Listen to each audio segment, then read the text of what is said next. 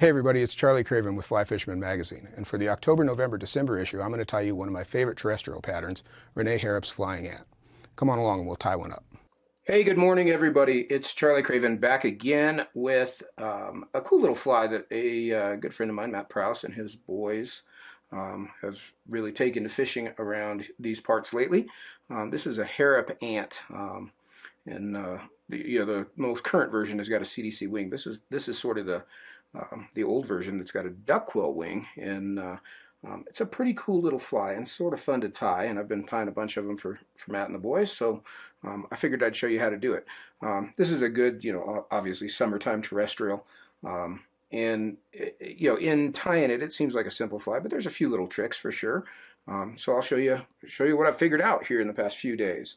So I'm going to start off. We're going to tie this on a 16, which is not too big. A lot of ants you see in the mountains are pretty good size, and the 16 is none too big, even as big as a 14, even a 12. Some of those big carpenter ants, but I think in a lot of cases the fish eat this for a termite as well. Over in Idaho, there are termite falls on the Henry's Fork, and I suspect that's where the idea for this fly came from, but can't prove that. That's just speculation on my part. But I'm going to start off with some black Vivus 14-aught, and I'm going to actually put on my good glasses. Oh, so much better. Some black Vivus 14-aught, and you can see I started that thread just about in the middle of the hook, maybe even a little bit in front of that. And I'm just going to build a little thread base there. And for the abdomen, I'm going to use some superfine dubbing, and this is sort of a honey color, which is not a commercial color. What I've done is I've taken some rusty brown, some mahogany brown, and some amber superfine dubbing and mix them together. So I'll show you real quick how you'd go about doing that. Is you'd take a little pinch of each, or however many flies you were going to tie worth.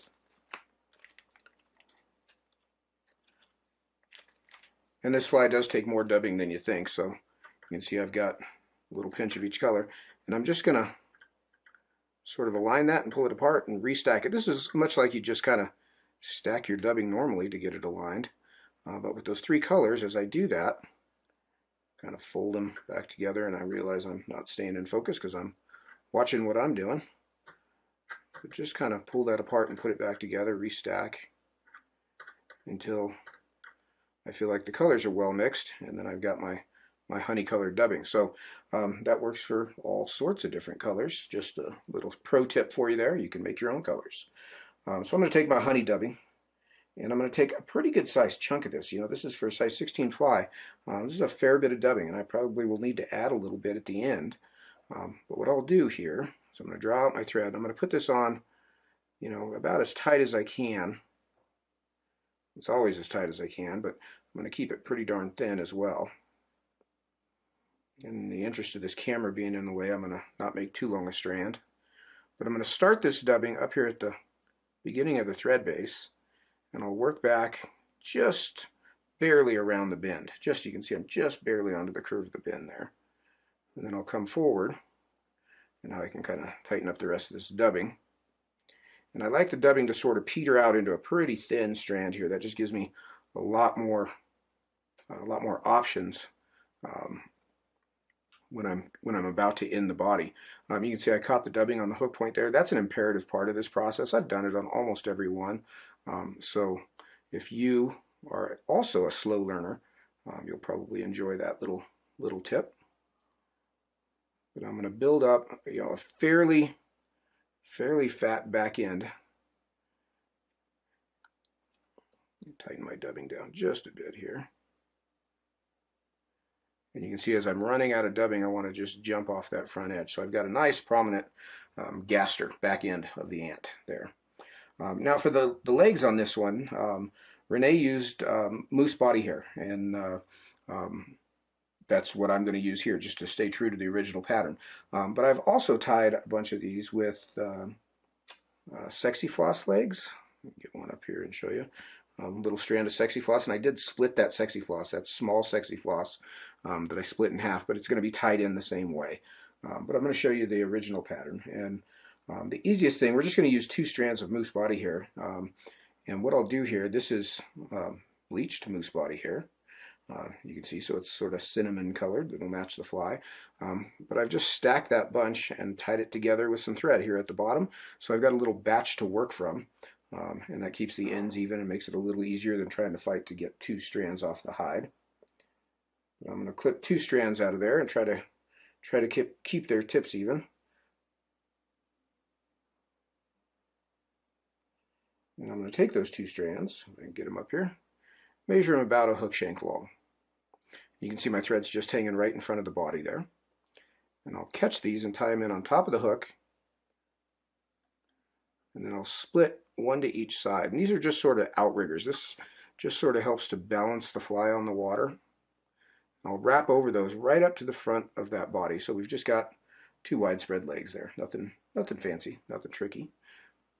I'll come forward and I'll clip those butt ends out. Now the wing on this fly is duck quill. And I've got several sets of matched duck quills here. And what I want to do is cut just a narrow slip.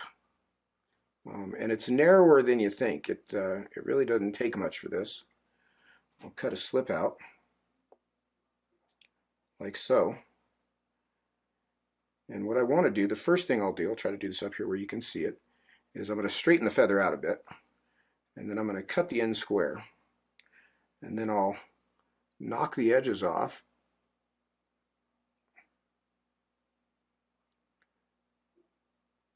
Not necessarily making this to a point.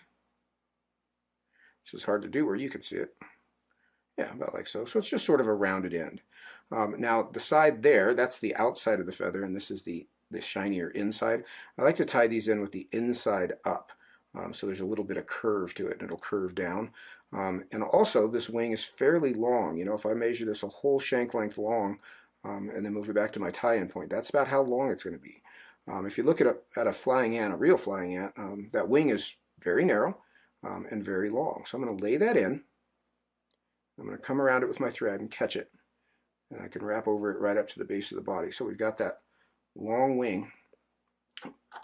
Just make sure he stays straight and that he's up on top. And then I'll trim those butt ends out.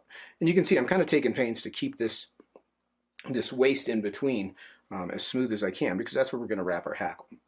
Now we get to sort of, you know, for me anyway, the controversial part. An ant is one of the few flies where I'll ever do this.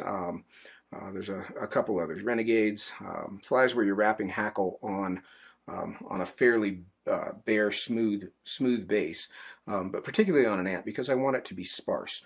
And what I'm talking about is, what I did here is I've stripped one side of a hackle feather. And the interest of this is just to keep this fly sparse and thin. I see a lot of guys on the internet do this. These hackles, when you strip them on one side, do wrap beautifully. There's just one edge, so it lays perfectly straight up on edge. And it's sort of an ego thing these days to make a fly look super clean, but it really does reduce the amount of hackle. In this case, we have a valid reason for reducing the amount of hackle. We want this fly to stay sparse. So what I've done, in my case, tying left-handed, if I hold this up here, you guys are looking at the outside of the feather. I have stripped, on my outside, it's the left side of the feather, because I'm going to wrap that on the inside of the turn. So I've stripped that whole feather, except for that one strand right there that was showing. Screw that strand. All the rest of the strands I stripped. And what I'll do down here at the base is I'm just going to strip a few fibers off the base, just like you would any other time, so I've got a bare stem. And I'm going to take this feather, I'm going to tie it in. I like to leave a little space, let me grab my scissors here, a little space here between the base of the wing and where I start the hackle. So just really about a thread width. It's not much, but it just sort of accentuates that little waist that we're building in here. I'm going to tie that stem down, and again, make sure that that's smooth. And then I'm going to start to wrap my hackle. Now, you'll see here as I start to wrap this feather is going to stand right straight up on edge.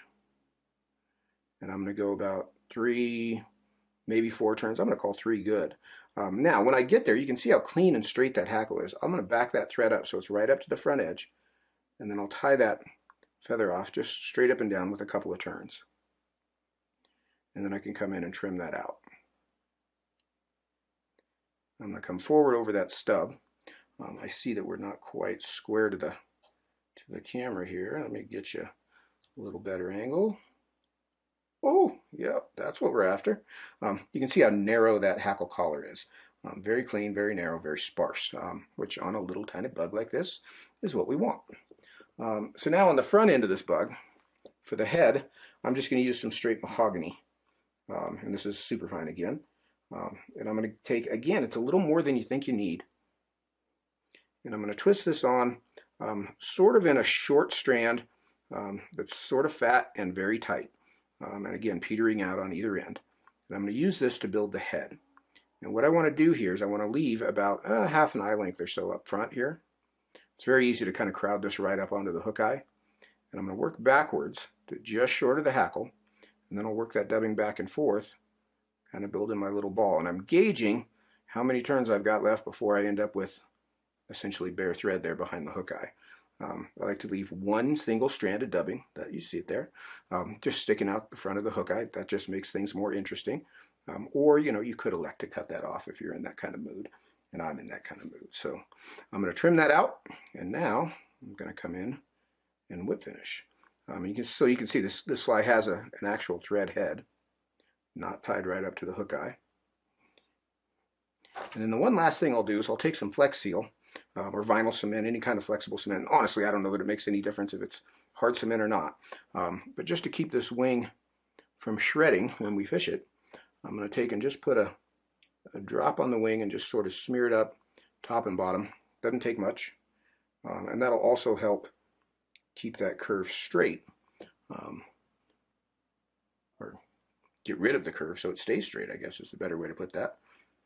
And there's our Harrop flying ant. Really a cool little bug. I've had a lot of fun tying these. I've tied up several dozen of them. I tied a couple dozen for Matt and the boys, and I've got a couple dozen sitting here on my desk and kind of played with different color schemes. But fun little fly. That's a cool one. Twist them up. You know, I used that. I've got like a barred ginger saddle feather that I've used on this one. But you could use, you know, straight brown. You could use, you know, barred ginger. Any variety of colors. Don't feel like you're locked into one particular color. You could even use dun.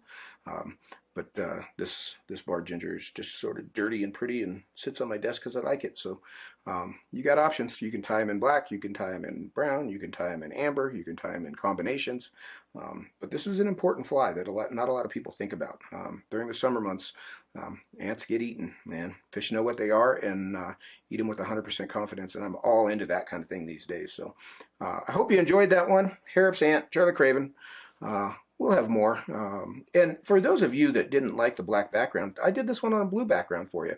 And I don't like it. So I'm just, you know, commenting back to you. I don't really care for the blue background. It's not as cool as the black background, but you know, we all have our little crosses to bear, and today that's mine. Thanks for watching, you guys. Take care.